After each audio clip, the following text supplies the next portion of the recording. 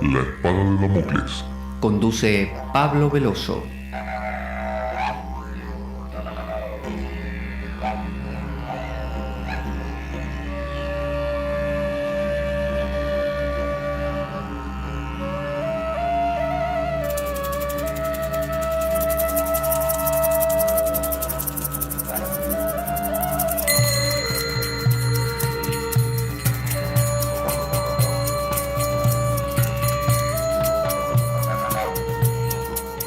Tal como lo cortés no quita lo valiente, así lo hilarante no quita lo profundo.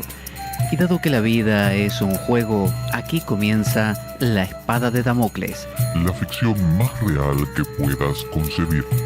La Espada de Damocles es un programa que por mera falta de objetividad cree ser diferente. Personajes mitológicos salidos de los más profundos avernos. Leyendas escabrosas y sin sentido. Curiosidades inquietantes e inútiles. Historias antiguas malversadas por nuestra incapacidad de entendimiento. Y cuentos carentes de profundo significado. También pretenderemos sin el menor éxito entender al ser humano en toda su dimensión. En suma, si quieres desperdiciar tu vida, aquí comienza La espada de Damocles, la ficción más real que puedas concebir.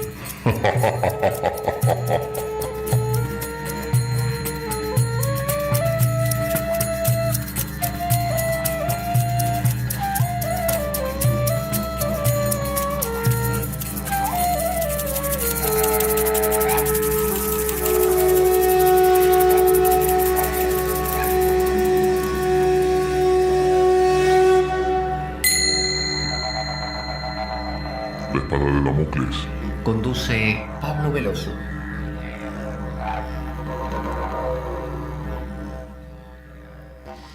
Buenas para todos. Aquí estamos en La Espada de Damocles. Yo soy Pablo Veloso y estamos recorriendo una saga, que es la saga de el Kali Yuga.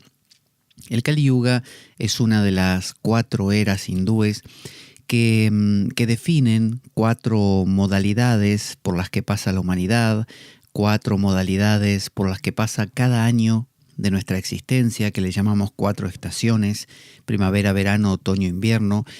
4 estadios del día, donde nosotros vamos cambiando la mañana, el mediodía, el atardecer y la noche. Y así también tenemos estadios en nuestra vida como la niñez, la juventud, la adultez y finalmente la vejez. Entonces estos 4 momentos se van repitiendo una y otra vez en nuestra existencia, y esto nos permite también ir contrastando un estado con el otro, ir teniendo experiencias que son muy propias de cada uno de esos estados y por lo tanto muy ricas en sí. Y siempre la variación produce la identidad. El hecho de que haya primavera nos permite reconocer un invierno o un otoño. Entonces ese contraste es necesario. Ya lo vio Heráclito, el oscuro, el antiguo filósofo griego, que decía que la vida es guerra. La vida es oposición, lucha, ¿no?, de opuestos que combaten entre sí. Y en ese combate se va dando la identidad. Por eso los hindúes llaman a esto el lila, ¿no?, el juego divino. El juego divino es el juego del contraste. Me preguntaba un amigo ayer si podía el ego, ¿no?, en lugar de estar volcado hacia afuera, vivir para sí mismo y consigo mismo y no meterse con nada más, ¿no? Vivir como autorregulado, sin necesidad de un afuera. Yo le decía que no, porque la definición de cualquier identidad personal, aún la identidad egoica, tiene que ver con un otro con el cual nos relacionamos. Entonces, el juego de la vida es el juego de me encuentro a otra persona, a otro estado de mi ser, a otro periodo de mi vida, y gracias a ese otro que representa el cambio, la diferencia, ¿no?, ese famoso viva la diferencia, ese otro es el que me permite definirme a mí. Nos duele, obviamente, porque preferiríamos que no existiera el otro, y solo existir nosotros, pero si existiéramos solo nosotros, no existiríamos ni siquiera nosotros, porque necesitamos un otro para saber quiénes somos. Entonces, en todo este juego, lo que se busca es, dentro de este litigio con el otro, una cierta armonía. Entonces, estamos viendo las 4 eras de la humanidad y según los parámetros hindúes, estamos ahora en la era más oscura, la era de Kali, lo que se llama el Kali Yuga. Y es la era de riña, no la era de la diosa Kali. Y ya venimos describiendo sus características, vinimos viendo en qué consistía, qué efectos, digamos, iba produciendo en la sociedad. Y llegamos hasta el punto en donde la cosa se pone complicada. Habíamos dicho que cuando la vida se complica, cuando todo se pone oscuro, es cuando empieza la posibilidad de la mejora. Es decir, el cambio, el mejoramiento, viene siempre cuando ocurre un punto crítico. Cuando la masa llega a ese punto crítico, ahí cambia de estado. Por ejemplo, el agua, cuando llega a los grados necesarios de temperatura, da el salto hacia el gas, pero no antes, no 5 minutos antes. Lo hace cuando llega a ese punto. De la misma manera, cuando uno cocina cierto alimento, que a veces lo va cocinando y parece que no pasa nada, hasta que llega a ese punto, pero ese punto bien marcado, ahí. Cuando llega a ese punto, ahí se produce el salto, un salto, no sé, cuántico. Entonces, de la misma manera, cuando estamos recorriendo estas eras y llegamos al Kali Yuga y estamos en el momento más oscuro de nuestra vida, en la confusión más grande, bueno, ahí es donde se produce la masa crítica suficiente como para dar el salto. Por eso, grandes maestros y también la vida misma como maestra nos muestran una y otra vez que cuando la cosa se complica mucho, el maestro justamente nos lleva hasta el extremo, nos lleva hasta al borde del precipicio, y cuando estamos ahí a tope, ahí es donde hacemos un cambio en nuestra vida. Entonces, tanto como pasa en el Apocalipsis de San Juan, en el libro de las Revelaciones, que cuando todo se complica, cuando el mal se esparce por la tierra, y cuando el diablo tiene como piedra libre para poder hacer lo que se le ocurra durante no sé cuánto tiempo, ahí aparece Cristo, el Salvador, y se produce una especie de gran combate, ¿no? De Gog y Magog, el Armagedón famoso, el combate del bien y el mal. El mal queda relegado, vencido, pero no destruido, fíjese el detalle, no destruido, porque el otro siempre hace falta, y se da las bodas del Cordero. Desciende la Jerusalén celeste y todo entra en una era de armonía y paz, ¿no es cierto? Entonces, aquí en el Bhagavatam, Srimad Bhagavatam que estamos recorriendo, este texto sagrado de la India, uno de los 18 Puranas, uno de los más importantes, no de los primeros cronológicamente, porque por ejemplo, anterior a él es el Vishnu Purana, del cual el Bhagavata Purana, el Srimad Bhagavatam, este texto bebe mucho, pero sin embargo el Bhagavatam ha hecho un desarrollo mayor. La época del Bhagavatam, bueno, es controversial. Algunos dicen que fue escrito en miles de años antes de Cristo, lo cual no cuadra con nada. Otros dicen que fue en el 300 después de Cristo, otros dicen que en el siglo X, no se sabe. El tema es que la sabiduría de este libro es equivalente a la de cualquier otro libro sagrado. Son las mismas intuiciones humanas que se manifiestan con el ropaje y el colorido de cada cultura. Entonces estamos en la parte, digamos, de la película donde aparece el Salvador, el Savior, ¿no? Aparece como en el Apocalipsis cuando aparece Jesús montado en su caballo blanco, el Cristo, con su espada en mano que viene a cortar cabezas y a pelear contra el mal. Bueno, aquí aparece Kalki Avatar, que ya hemos hablado de él, también en un caballo blanco, también con una espada en la mano. Y dice en el verso 22, estamos en el canto número 12, el último, cuando el señor Vasudeva, que es Vishnu, aparezca en sus corazones, en su forma trascendental. Después de que todos los reyes impostores hayan sido asesinados, eso es lo importante, los residentes de las ciudades y los pueblos sentirán la brisa que lleva el perfume más sagrado de la pasta de sándalo y otras decoraciones del señor Vasudeva, y sus mentes se volverán así trascendentalmente puras. Aquí, con esto habíamos terminado la vez anterior. Habíamos dicho que cuando regresa este Vishnu, cuando en medio de nuestro caos vuelve a aparecer ese rayito de luz, ¿no? Que dirían los griegos es el nous, ¿no? Es la parte más sutil del pensamiento, que ya no es ni racional, ya es una cosa, es silencio prácticamente. Bueno, cuando eso vuelve a tu vida, cuando vivías en palabras y palabras y palabras que se pelean unas contra otras, que son estos reyes, usurpadores, tiranos, déspotas, ¿no? Es tu avaricia peleándose con tu gula y peleándose con tu egoísmo y peleándose por ganar más, por sacar partido. En algún momento eso se le agota la cuerda, es decir, llega un final. Cuando llega un final aparece la desesperación por una bocanada de aire. Necesitas volver a recibir ese silencio, esa calma que sabes que está en el fondo. Bueno, eso es, en forma metafórica, el descenso de Kalki Avatar, que corta las cabezas de estos reyes. Cuando tenés una experiencia del silencio, del misterio en la meditación, una experiencia de la quietud, del interior, del espíritu, podríamos decir, bueno, eso es algo que justamente corta, acaba con un proceso anterior, corta cabezas. Cuando el señor Vasudeva, ahora sí, aparezca en sus corazones, fíjese el detalle, en sus corazones, está remitiéndolo a un nivel interior, en su forma trascendental de la bondad, Sattva Yuga, Sattva Guna, los ciudadanos restantes repoblarán la tierra. Entonces fíjese, está hablando de que hay un montón de ciudadanos. Los ciudadanos son nuestros pensamientos. Estos ciudadanos están hasta ahora siendo subyugados y tiranizados por reyes usurpadores y déspotas. Esos son, no sé, un vicio que usted empezó a cultivar, el vicio de enfadarse, por ejemplo. Se enfadó un día, no le gustó mucho, pero bueno, le movilizó, lo entretuvo, le dio algo de qué hablar. Al día siguiente no pasó nada, pero al tercero volvió a enfadarse, y después al cuarto otra vez. Y eso se va asentando hasta que se produce, por repetición, un hábito. Es el hábito de enfadarse.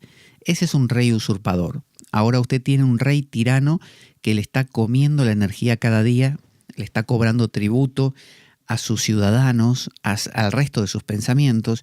Ahora todos sus pensamientos están en pos de o a los pies de ese rey, es decir, todos los pensamientos tienen que estar contándole a ese núcleo que se formó ahora de ira, contándole qué cosa mala hizo fulano hoy, ¿no? Para que usted alimente esa ira. Usted está pagando tributo, como el Minotauro en el laberinto de Creta, que comía cada año como ofrenda jóvenes, hombres y mujeres vírgenes.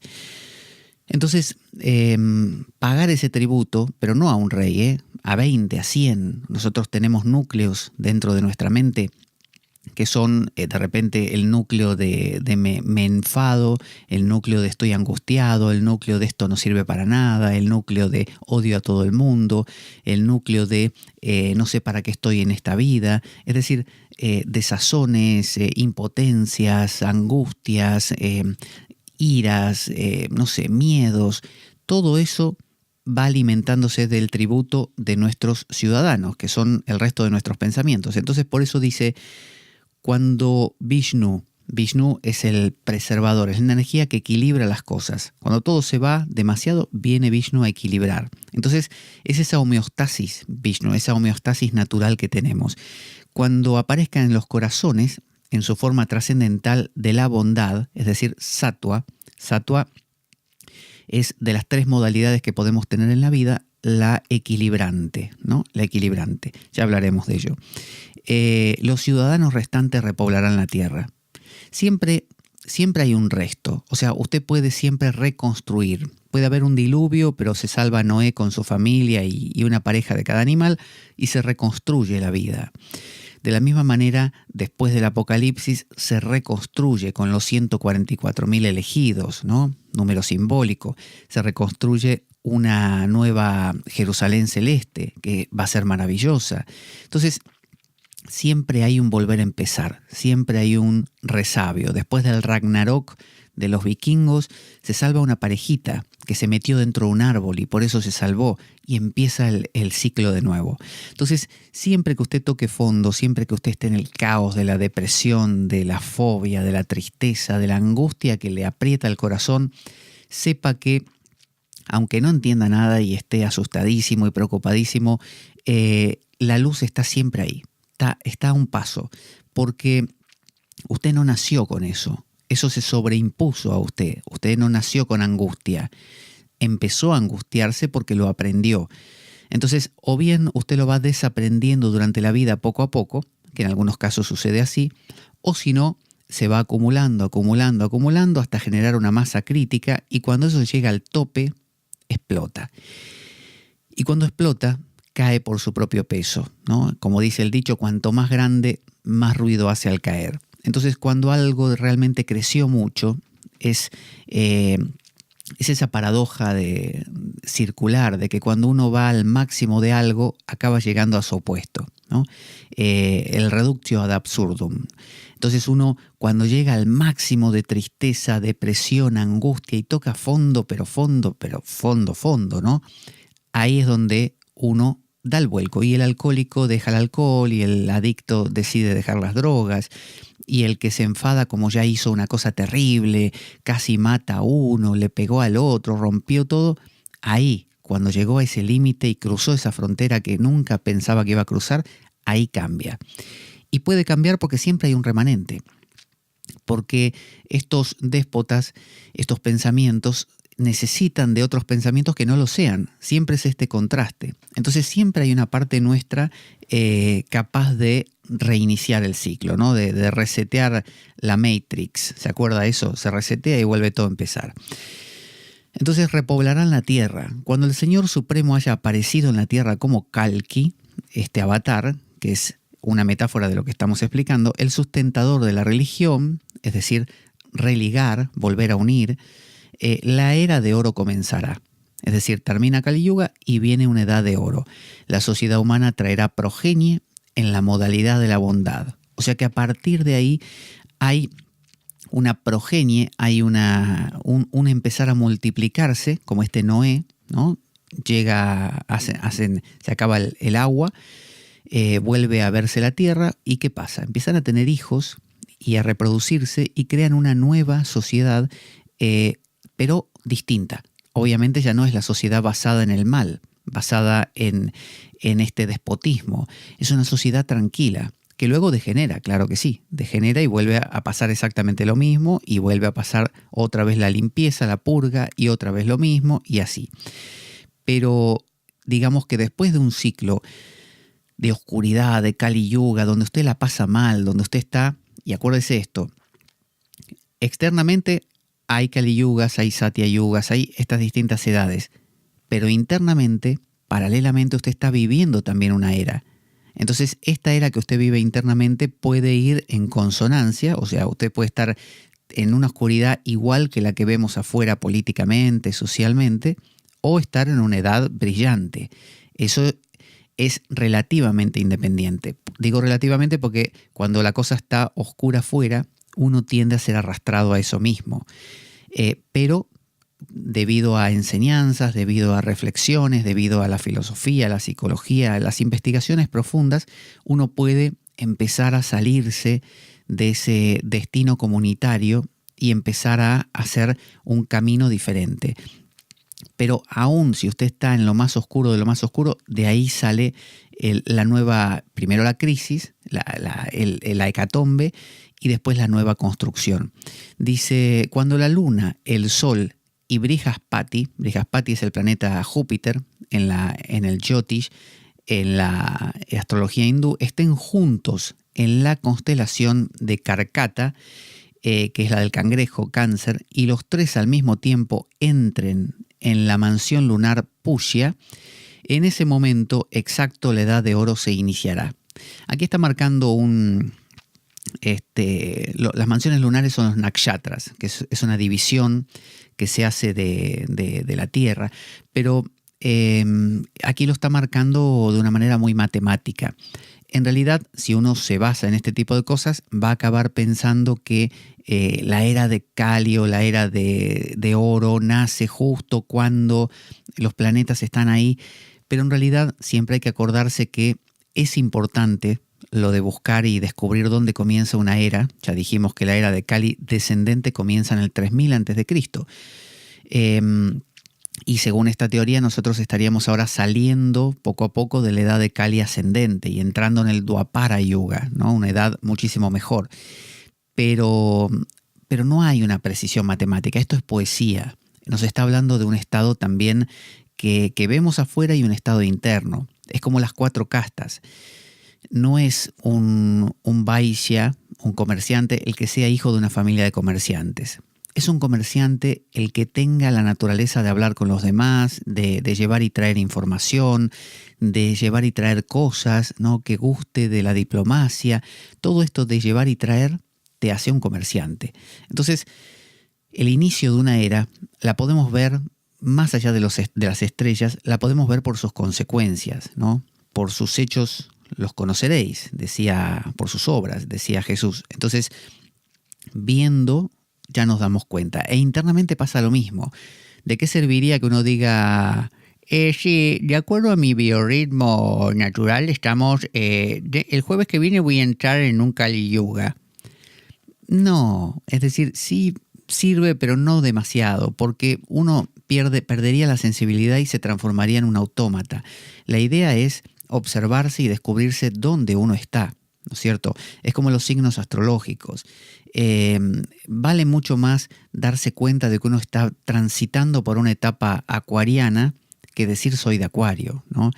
O darse cuenta que el lenguaje de la astrología es sumamente rico para poder traducir lo que me está pasando, mucho más que el lenguaje común.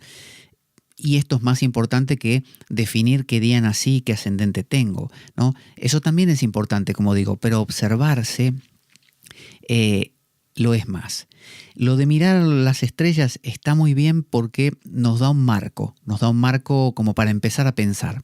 Ah, vale, comienza en tal época, vamos a aplicar estas ideas entonces, porque si comenzó esa era, es que estamos en esa era, genial, así lo tomamos, pero desde ahí hacer una profundización.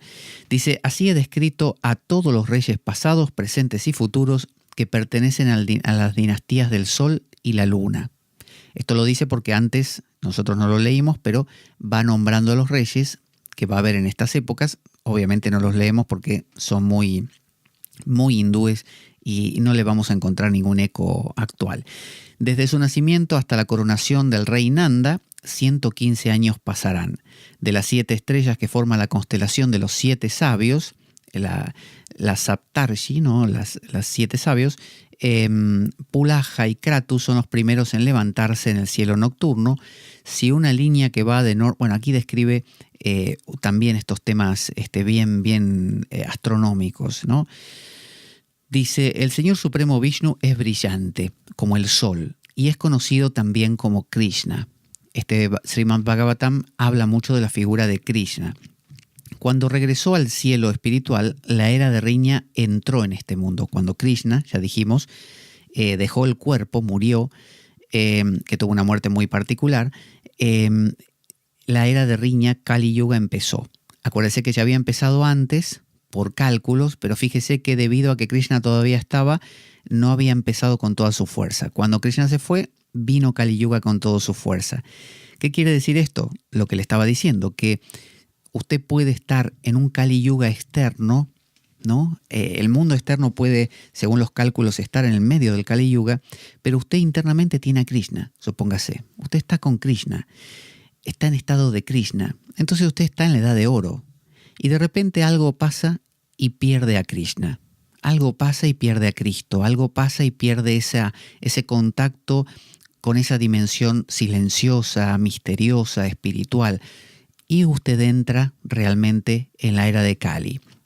Entonces, fijémonos cómo esto de las eras es algo que va y viene, es algo que es más plástico de lo que parece. Entonces dice, y la gente empezó a disfrutar de las actividades pecaminosas. Acuérdense que el concepto de pecado en el judaísmo proviene de la palabra hamartía y significa errar el blanco. Entonces, ¿qué es pecar? Errar, simplemente. No acertar con un modo armónico de hacer las cosas, crear conflicto innecesariamente, eso es pecar. Entonces, cuando uno pierde a Krishna, cuando uno pierde a Cristo, cuando uno pierde el contacto con ese silencio que es tan profundo que te da un punto de referencia colosal para entenderlo todo y para vivir la vida. Cuando perdés eso, esa dimensión metafísica, lo único que te queda es las cosas, los entes. Entonces empezás a hacer valoraciones y a decir, por ejemplo, bueno, el coche este es mejor que el otro. Y esta persona es magnífica, la otra no. Entonces uno empieza a hacer categorías, a preferir, a valorar, a dimensionar y crea mundos tristes, mundos donde uno se esfuerza por conseguir aquellas cosas que quiere e intenta rechazar aquellas que desprecia y en realidad siempre está girando en círculos, porque lo que está buscando de fondo, y lo sabe, es un reposo, un silencio, una tranquilidad, y solo se encuentra en la ausencia de cosas, en la ausencia de entes. Dice, mientras el señor Sri Krishna, el esposo de la diosa de la fortuna, ¿no? de Lakshmi, tocaba la tierra con sus pies de loto, la era de riña era impotente para dominar este planeta. Fíjese qué clave esa, ¿eh? Si usted tiene a Cristo, si usted tiene a Krishna, si usted tiene a Allah, si usted tiene a Yahweh, si usted tiene a lo que sea que el nombre que usted le quiera poner a esa cosa que no tiene nombre y que es el silencio detrás de todo, usted no está en la era de riña. Es decir, mientras lo tenga, no importa qué pase fuera, usted está, como decíamos en el canto de Shiva, que le recité la otra vez, a ver si lo tenemos aquí. Ahí, mire, se lo voy a cantar para que se acuerde cómo era. Om Karpura Gauram Karunavataram Samsara Saram Bhujagendraram Sada Vasantam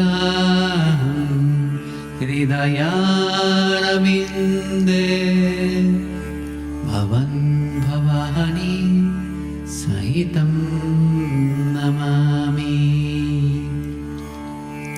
Para aquel que tiene a Shiva en su corazón, siempre es primavera. Entonces, está diciéndonos que aquel que tiene ese contacto con el silencio, no importa en qué era esté exteriormente, está en la era de oro. Entonces dice, por eso dice, la era de riña es impotente para dominar este planeta, su planeta interior, cuando usted está con Krishna. Luego ya veremos cómo en esta era de Kali se puede acceder a este estado de una manera más directa y fácil que en otras eras. Esa es la paradoja. Mientras el señor Sri Krishna, bueno, eso lo leímos, dice en el 31, cuando la constelación de los 7 sabios, bueno, aquí de nuevo cita una connotación astronómica. Dice, cuando los grandes sabios de la constelación Saptarshi, los 7 rishis, pase de Maga a Purvayada, Kali tendrá toda su fuerza. Está contando cómo podemos ver y notar cuando Kali va adquiriendo su mayor potencia, ¿no? Podríamos decir que también esos movimientos astronómicos que vemos fuera, como cuando, por ejemplo, se vio esa estrella que guió a los Reyes Magos hasta Belén, ¿no? Para ver el nacimiento de Cristo, esa estrella también es un signo, y ese signo uno lo ve dentro. Es decir, cuando uno ve, podríamos decir, cuando uno ve interiormente que tiene tal emoción y tal otro pensamiento, uno debe saber que está muy confundido, ¿no? Es decir, uno sabe, hay signos que le indican que uno está perdidísimo, como si aparecieran estrellas en el cielo de nuestra mente. Y hay signos, hay evidencias, hay conductas que uno tiene cada día, reacciones, que te están mostrando que estás en paz. Entonces, esos planetas, esas constelaciones, las podemos leer interiormente. Hay todo un cielo lleno de estrellas, de signos interiores que uno puede aprender a leer. Porque en última instancia el astrólogo es aquel que sabe leer algo en los cielos que la mayoría de la gente no se entera que está pasando. Es decir, tiene la capacidad de codificar algo que los demás no pueden llegar a ver. Y esto es ventajoso porque le permite tomar recaudos, actuar preparándose, sabe exactamente qué sucede para saber cómo reaccionar. Bueno, si aprendemos a leer síntomas interiormente, como cuando uno está con fiebre y dice, bueno, debo tener, no sé, una infección, me voy a fijar a dónde puede ser, o puedo tener un virus. Entonces, ¿uno qué hace? Según eso, hace una cosa u otra, ¿no? Un tratamiento u otro para paliar esa supuesta enfermedad. Entonces, de la misma manera podemos aprender a leer síntomas, pero no necesariamente en un cielo ahí afuera, arriba, en las estrellas, sino dentro. Hay veces que no nos han enseñado esto, no lo hemos aprendido por nuestra cuenta y no nos queda otra opción que esperar que pasen las cosas. Quien no sabe leer el cielo, ni el exterior ni el interior, bueno, es como quien no sabe mirar si va a llover o no, mirando el cielo. Y bueno, tiene que esperar que caiga la primera gota para darse cuenta que empezó a llover. Y probablemente no ha preparado un paraguas porque no lo sabía. Entonces, aprender a leer el mundo interior, estudiando psicología, filosofía, teología, las distintas vías que nos permiten, que se han preocupado por cartografiar todo esto, ¿no? Esto que estamos hablando justamente, este podcast, habla siempre de estos temas. Entonces, aprender a manejar este léxico es muy, muy útil porque nos permite prevenirnos, precavernos de un montón de cosas. Vamos a escuchar un audio pequeño que nos cuenta cómo colaborar con nuestro programa aquí con La Espada de Damocles para adquirir bibliografía que realmente es costosa y que enriquece nuestro programa, que nos permite trabajar temas que de otra manera son imposibles, ya que tener la bibliografía nos permite ir citando de estos libros, así como también elementos como discos duros externos y cables y conectores y ni le cuento, millones de cosas. Ahí va. Nuestro programa carece de sustento económico externo. Si quieres colaborar y apoyarnos, puedes hacer de cuenta que me invitas a un café y dejar una donación equivalente a ello o lo que tú desees a través del enlace de PayPal que aparece en nuestro canal en iBooks. Si tienes alguna duda al respecto, puedes enviarme un correo a info-espadaweb@gmail.com para informarte y desde ya muchas gracias por ello. Entonces estamos aquí en esta lectura del cielo y en el verso 33 dice: los que comprenden científicamente el pasado declaran que el mismo día en que el señor Sri Krishna partió hacia el mundo espiritual, la influencia de la era de Riña comenzó. ¿Quiénes son los que entienden el pasado? No son necesariamente tipos que se doctoraron en historia de la humanidad, sino que, así como dice el dicho, que aquel pueblo que no conoce su pasado, su historia, está condenado a repetirla, ¿no? A meter la pata en el mismo pozo una y otra vez. Entonces, de la misma manera, aquellos que conocen la historia, es decir, aquellos que a lo largo de todos los años que componen nuestra vida, ¿no? Supóngase que usted a lo largo de toda su vida fue observándose, fue descubriendo sus propios ciclos, sus transformaciones, dio cuenta de ello, tomó nota de todo eso interiormente, no vivió una vida como en Babia, como flotando ahí en una nube sin entender nada, sino que fue viendo todo esto. Entonces ya sabe que cuando se vaya Krishna, porque ya le pasó antes, cuando se va a Krishna se le complica todo. Cuando usted pierde esa conexión con el silencio, la cosa se complica. Pero el que no lo sabe porque no prestó atención, vivió yendo al bar y al cine y a trabajar y a dormir, esa persona cuando se le va a Krishna, si es que en algún momento lo tiene, le va a venir una era oscura, pero no va a entender ni por qué, ni le va a parecer que es la primera vez que le pasa cuando ya le pasó 20 veces antes, solo que no lo recuerda. Después de los 1000 años celestiales de la era de Riña, dice que la era de Riña, este milenio, siempre es simbólico, acuérdese. 1000 años es como decir muchísimo. Veo que a los niños cuando alguien les pregunta, por ejemplo, les dice, a ver, fulanito, decime el número más grande que se te ocurre. A ver, una cifra grandísima, decime. Y él dice... una cifra grandísima, 10. No, fulanito, más grande que 10. 100. No, más grande. Más grande, y bueno, lo único que hay más grande es 1000, no hay más que 1000 es todo, 1000, 1000. A un niño 1000 hasta le encandila el sonido de la palabra 1000, parece como que no hay más, es todo 1000. Entonces decir, los 1000 años, el milenio, acuérdese de justamente esa época también inclusive donde el diablo queda suelto para que haga del mundo lo que quiere. Es decir, hay 1000 años de paz, 1000 años de que el diablo hace lo que quiere con el mundo. Entonces, después de los 1000 años celestiales de la era de Riña, aquí habla de términos grandes, porque celestiales, está haciendo la aclaración. Los hindúes tienen años normales de persona y años de dioses. Los años de dioses duran, pero ni le explico. La era de oro volverá a manifestarse. O sea, después de un periodo largo, que a usted le parece eterno, viene la era de oro, ¿no? En ese momento las mentes de todos los hombres llegarán a ser autorrefulgentes. ¿Qué quiere decir autorrefulgente? Es una mente que ahora tiene luz propia. Hasta ese momento era una mente dependiente, era una mente que reflejaba de lejos la luz del sol del espíritu. Ahora el espíritu viene a habitar en la mente y la mente se ve como autorrefulgente. Antes, como decía Job en el libro de Job, le dijo a Dios al final del libro, le dice, antes te conocía de oídas, pero ahora te he visto. Ahora te han visto mis ojos.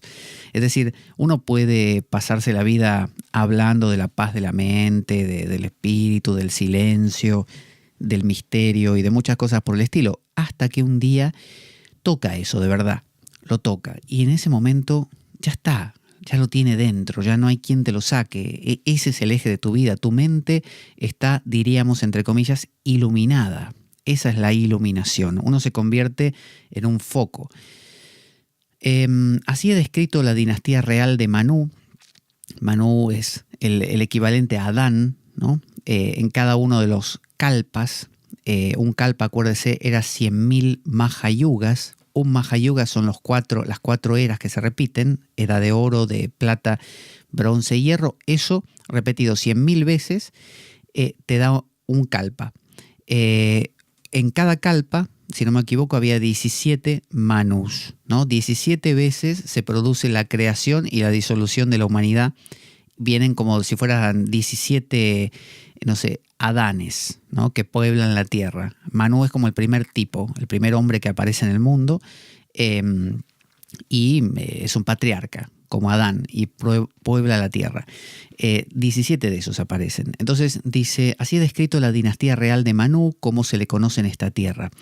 Se puede igualmente estudiar la historia de los Vaishyas, Sudras y Brahmanas que viven en las diferentes eras. Está dando un consejo. Está diciendo, básicamente te está diciendo, sé un filósofo, sé un psicólogo. Es decir, estudia cómo son los Vaishyas, serían, acuérdense, los comerciantes. Los Sudras serían los trabajadores manuales y los Brahmanas los seres espirituales. Entonces está dando el consejo de que uno estudie a los distintos tipos de seres humanos, estudie los distintos niveles que uno tiene dentro también, ¿no? Porque uno tiene un nivel, como decía Pablo de Tarso, carnal, un nivel natural y un nivel espiritual. O como dicen los gnósticos, un nivel sárquico, que es equivalente a eso, sárquico, psíquico y neumático. O como dicen los hindúes, un nivel de pashu, vira y divya. Es decir, siempre hay esta triple división dentro de nosotros, 3 niveles, el nivel de la mente muy básica, el nivel de la mente más profunda y el nivel del espíritu, del silencio. Todo eso coexiste en nosotros y está proponiendo que lo veamos en la sociedad también, que veamos a la gente y digamos, por ejemplo, uy, mira, ese me parece que es un carnal. Y este otro no, este es un espiritual. Que veamos a la gente, como que la aprendamos a clasificar, como quien dice, mira, ese tiene el estilo de un ariano, aunque sea de otro signo, o tiene un estilo escorpiano. Es decir, ir empezando a afinar el ojo para poder detectar estas diferencias. Esto nos permite luego verlo en nosotros. Estas personalidades, que eran grandes almas, ahora se conocen solo por nombre. Solo existen en los cuentos del pasado y solo su fama queda en la tierra. Cita a algunos aquí y dice: al final de la era de Riña, estos dos reyes, después de haber recibido instrucciones directamente de la suprema personalidad de Dios, Vasudeva, Vishnu, volverán a la sociedad humana y restablecerán la religión eterna del hombre, que se caracteriza por las divisiones de Varna y Ashrama, al igual que lo eran antes. Es decir, hay dos reyes que aquí los nombraba, que eran el rey Devapi, el hermano de Maharaj Santanu, y Maru, el descendiente de Ikshvaku. Ambos poseen una gran fuerza mística y viven aún hoy en el pueblo de Kalapa. Es decir, los tenés dentro.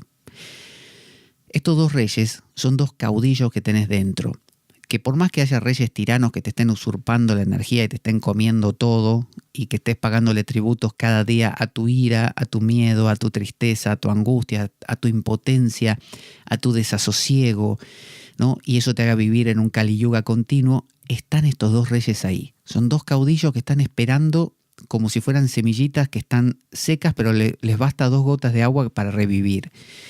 Y cuando reviven, les instruye directamente ¿quién? El silencio. Es decir, tenés dos reyes que basta con que te sientes a meditar 5 minutos o que algo como este podcast te incline en esa dirección y estos reyes se despiertan. Y se despiertan y empiezan a crear, luego de que obviamente viene Kalki, o sea, ese rayo de luz aparece en tu vida y corta las cabezas de estos miedos y todo eso, todo desaparece. Bueno, hay que crear algo nuevo. Bueno, es decir, tenés un fundamento ahí para crear esto nuevo. Son estos dos reyes que empiezan a crear un nuevo mundo, un nuevo equilibrio dentro tuyo. Y este nuevo equilibrio, dice, genera las divisiones de siempre de Varna y Ashrama. Varna significa color, Ashrama significa estadio. Entonces, ¿cuáles son los Varnas? Son justamente sacerdotes, guerreros, comerciantes y trabajadores manuales, que acordémonos que representan 4 divisiones, 4 niveles dentro nuestro, 4 tipos de capacidades, 4 acercamientos. Empieza a dividir todo otra vez, empieza a ver esta división y una cosa justa para cada uno. Cada uno necesita su alimento necesario, es decir, hay un nivel Sudra y hay que prestarle atención. O sea, ya no se olvida al cuerpo, ya no se olvida a la mente como la del comerciante, la mente nuestra, le damos alimento, la hacemos estudiar. Ya no se olvida al guerrero, el guerrero es la voluntad, la que tiene el poder de hacer cosas.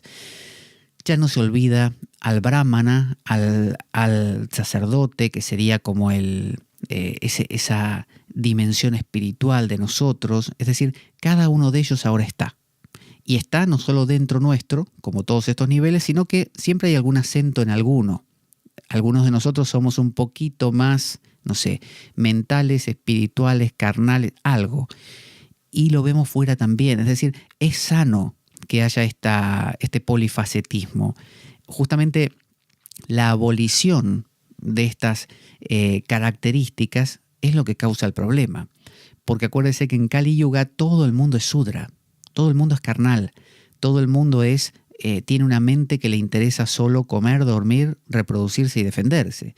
Es decir, hay un rebajamiento a una uniformidad que no es sana.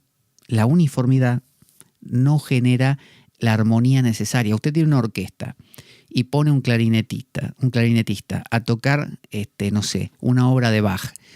Y sí, va a ser la obra de Bach, pero le va a faltar mucho. Usted necesita un clavicordio, usted necesita un violín, usted necesita varios violines, violas, violonchelos, no sé, un montón de cosas, una flauta. Y con todo eso usted dice, ahora sí, ahora sí. Entonces, si a usted le gusta una orquesta que tenga ese polifacetismo, ¿no? Esa policromía de todas estas variedades de opciones que enriquecen y generan lo que se llama la armonía, ¿por qué no lo va a hacer dentro y en la sociedad? Tiene que haber todos estos colores. Pero la característica es que todos estos colores ahora en la era de oro tienen un equilibrio y tienen un propósito y están enmarcados dentro de algo más grande, que es lo que podríamos llamar religión, pero no como institución, sino como esta idea de volver a unir, que todo esto esté unido por un pegamento, ¿no? Como cuando existía la cristiandad, ¿no? O la sharia, no sé, islámica, es decir, pero en el buen sentido, ¿eh? Es decir, algo que unifica todo y que da coherencia a por qué yo soy así y qué lugar es el mío dentro de todo este mosaico. Entonces, dice el Varna y el Ashrama. El Ashrama ya tiene que ver con otra cosa, tiene que ver con la dirección. El Ashrama era el estadio de mi vida. Yo puedo ser un estudiante al principio, puedo ser un grijasta, alguien que me caso y tengo hijos y negocio familiar. Luego soy un vanaprasta que me voy al bosque a vivir con mi esposa en una ermita y finalmente me convierto en un sannyasi y pululo por ahí por el mundo hasta que caigo muerto, sin reposar más de 3 días en ningún sitio. Entonces, fíjese cómo el ashrama, esto de los estadios, marca como una especie de camino de Santiago. Le quiere decir a usted lo mismo. No es monotemático, no es que usted ya está, se casó y ahora se queda en su familia hasta que se muere. No, esto tiene que seguir. Usted tiene que desprenderse también de esto, porque el fin está en el sannyasa. Sannyasa significa nyasa, identificarse, y sama, con todo. Es decir, aquel que ya no se identifica con yo soy abogado, yo soy padre, yo soy hermano, yo soy, inteligente, tonto. No, ahora es todo. Es decir, es nada. Es un digambara, un vestido de aire. Fíjese, vestido de aire, digambara. Entonces, eso es un sannyasa. Hacia eso tiene que apuntar la vida. Entonces tiene que ser un proceso con escalas, con estadios, con colores, con diferencias. Por eso tiene que haber varnas, colores, diferentes características de abordaje, acentos diferentes. No es lo mismo recorrer estos 4 estadios que acabo de nombrar siendo mayoritariamente un guerrero, que usted lo va a hacer con pasión, o siendo un comerciante, que usted lo va a hacer más que nada en comunidad, dialogando, interaccionando, que siendo un trabajador manual, que usted va a ser más concreto y práctico, o que siendo un brahmana, que usted va a ser alguien que le va a gustar estudiar y filosofar acerca de cada uno de estos estadios. Pero todos los recorren. Entonces dice, el ciclo de 4 años de edad, de oro, plata, bronce y hierro, continúa perpetuamente entre los seres que viven en esta tierra, repitiendo la misma secuencia general de eventos. Es decir, estás diciendo, esto se repite. Esa es esa idea oriental de los ciclos. Nosotros en Occidente pensamos linealmente. Como escribimos de izquierda a derecha, nos parece que la flecha de tiempo tiene un final hacia la derecha y se acabó. En cambio, los orientales, por más que escriban de derecha a izquierda, de izquierda a derecha, de arriba a abajo, como hacen los chinos, tienen una visión distinta, que es cíclica, repetitiva, ¿no? Como esa película Primavera, Verano, Otoño, Invierno y otra vez Primavera, así se llama, muy buena, muy recomendable, donde los ciclos se repiten, las cosas vuelven a ocurrir y son lo mismo, pero no son lo mismo. ¿Se acuerda el poema de Juan Ramón Jiménez que decía, soy el mendigo que está en mi jardín? Yo no me lo acuerdo ahora, pero hasta ayer es como que yo tenía el cabello negro, ahora soy canoso. Hasta ayer yo no usaba bastón, ahora sí. ¿Soy yo que miro por la ventana o es el mendigo que está en mi jardín? ¿O soy el mendigo que está en mi jardín? ¿Quién soy? No soy, voy transitando distintos estadios. Entonces, está diciendo que estos ciclos se van a repetir siempre, que les prestes atención, a ver en cuál estás también. Y dice que se repite la misma secuencia general de eventos. Cada vez que usted entra en un Kali Yuga en su vida, la va a pasar mal, se va a complicar todo. y va a ser parecido al anterior. Quizá usted hace 5 años pasó por un Kali Yuga, ahora otro, o hace 3 días. Y se va a parecer, pero no va a ser lo mismo, porque usted cambió, porque usted aprendió, porque usted varió. Entonces, la secuencia general va a ser la misma, pero no va a ser igual el proceso detallado, el minucioso, el contenido. Dice, mi querido rey Parikshit, acuérdese que este es un relato que le hace Sukadeva Goswami al rey Parikshit, que ha sido mordido, que va a ser mordido por una serpiente venenosa al cabo de una cantidad de días por una maldición que le profirió un sabio, y que entonces el rey le pidió a Sukadeva Goswami que le hable de estos temas para así morir, digamos, con una conciencia profunda. Dice, todos estos reyes que te he descrito, así como todos los demás seres humanos, vendrán a esta tierra y participarán de su reivindicación. Esta reivindicación es como la restitución del cristianismo, un poco también la apocatástasis. La apocatástasis es esa idea de que sostenía, por ejemplo, Orígenes de Alejandría y por eso lo trataron de hereje y después le pegaron hasta matarlo, y después de muerto, tiempo después, le quemaron todos los escritos, salvo 3 o 4, y después de eso, años después, lo reivindicaron y dijeron que era un padre, un doctor de la iglesia. Cosas que pasan, ¿vio? Pero bueno, Orígenes creía en la apocatástasis. Apocatástasis es esto. Usted tiene 10 años, ¿no? Y se junta con sus amiguitos a jugar al fútbol o a jugar al policías y ladrones. Uno hace de policía, otro hace de ladrón. El que hace de ladrón se ocupa de escapar y el que hace de policía de perseguirlo. Y supuestamente el que hace de policía es el bueno y el que hace de ladrón es el malo. Después la madre de cada uno lo llama a casa, cada uno regresa a su casa y todo el juego desaparece. Y cada niño vuelve a ser cada niño hasta el día siguiente, que los roles pueden cambiar inclusive. Ese llamado de los niños y vuelta a ser Juancito tomando la leche, bueno, eso es la apocatástasis. Entonces, Orígenes decía que aún el rol de diablo, por ejemplo, acaba con la apocatástasis. Unamuno también pensaba esto. Y todo como que se hace borrón y cuenta nueva y vuelve a empezar. Y quizá en la siguiente te toca a vos hacer del diablo, ¿no? Sos la energía llamada el mal. Y cuando se acaba, de nuevo vuelve a arrancar todo. Esta idea la tienen los hindúes. Y es lo que permite la idea de lila, la idea de juego. Pero no gusta en el marco cristiano en general porque impide esta idea de poder culpar a alguien, ¿no? Porque para poder culpar a alguien tenés que pensar que siempre va a ser malo, ¿no? Si el niño termina de jugar haciendo de ladrón y se convierte en Juancito tomando la leche, no podés meterlo preso. Pero para meterlo preso tenés que convencerte de que Juancito es siempre ladrón aunque esté tomando la leche. Entonces, esta idea de la apocatástasis, de la reivindicación, no gusta en el mundo cristiano, pero sí lo propone el mundo oriental y muchas vertientes del mundo cristiano, como Orígenes mismo, y los gnósticos también.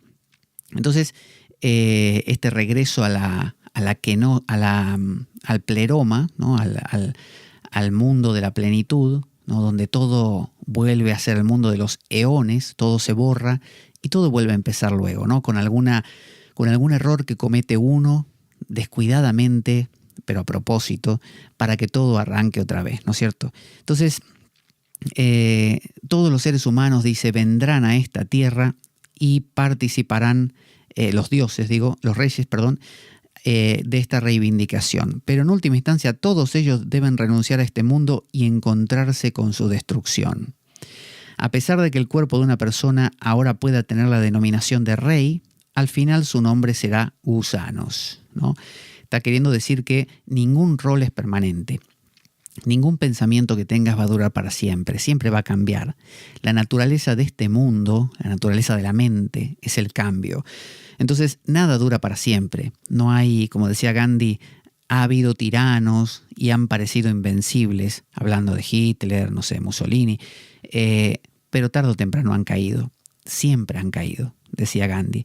Y es así, usted puede tener las emociones más duras y usted dice, esto no me lo voy a sacar más de encima, voy a vivir como una cruz con esto. No, un día aflojó. Quizá le ocupó 3/4 de su vida y después cambió, algo pasa. Entonces las cosas van variando y si no pasa, bueno, usted muere corporalmente y todo eso se disuelve finalmente. Entonces el nombre de estos reyes será heces o cenizas. Dice, ¿qué puede hacer una persona que hiere a otros seres vivos por el bien de su cuerpo? Conocer acerca de su propio interés, ya que sus actividades están simplemente llevándolo al infierno.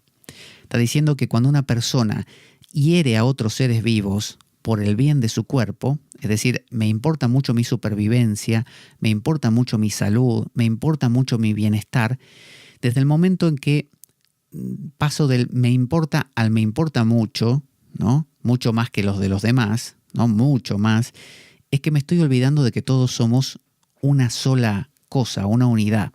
Esa conciencia de unidad que se pierde cuando yo destaco en exceso mi bienestar, lo único que me apareja es un infierno. Y el infierno, como decía Sartre, el infierno es el otro. El infierno es el otro. Es decir, cuanto más otro hay, más infierno siento yo. Cuanto menos otro hay, menos infierno siento, más cielo siento. Es decir, imagínese que usted se olvidase de usted por completo y fuera, no sé, santo, santa tal, ¿no? Catalina de Siena, qué sé yo. Y usted se diera por completo a los demás. Usted no pensara en usted. Bueno, usted sería, entre comillas, feliz, porque no estaría centrado en usted. Tendría una conciencia de que todo lo que pasa está perfectamente bien. Nada me molesta. Todo es perfecto como es. No quiero reivindicar nada para mí. Mientras que si usted vive una vida donde dice, no, un momento, esto es mío, no me lo toques. Bueno, a partir de ese momento, cualquiera que le toque eso lo hace a usted infeliz. Eso es lo que se llama apego. Y eso es contra lo cual todas las tradiciones religiosas trabajan, que es intentar poco a poco, con reflexiones, meditaciones, mitos, ¿no? Historias, narrativas, llevarnos a la idea de da al prójimo porque el prójimo sos vos. Es decir, no hay vos. Ese vos que crees que hay, ese tú, lo estás sosteniendo y a costa de un sufrimiento infinito. Todo el problema de la vida es yo. Soltá a yo y desaparece el problema. Hasta aquí vamos a ver hoy este Bhagavatam, este Kali Yuga, este Kalki Avatar también, y ya llegaremos dentro de muy poquito al punto de cuál es la práctica espiritual que se hace en el Kali Yuga para justamente alcanzar la liberación, podríamos decir, esa iluminación que se busca. Esto es La Espada de Damocles, yo soy Pablo Veloso y vamos a escuchar nuestra cortina de despedida. Ahí va.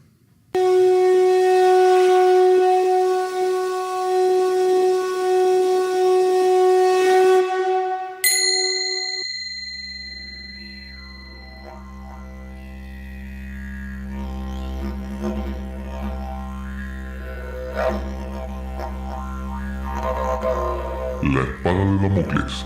Conduce Pablo Veloso.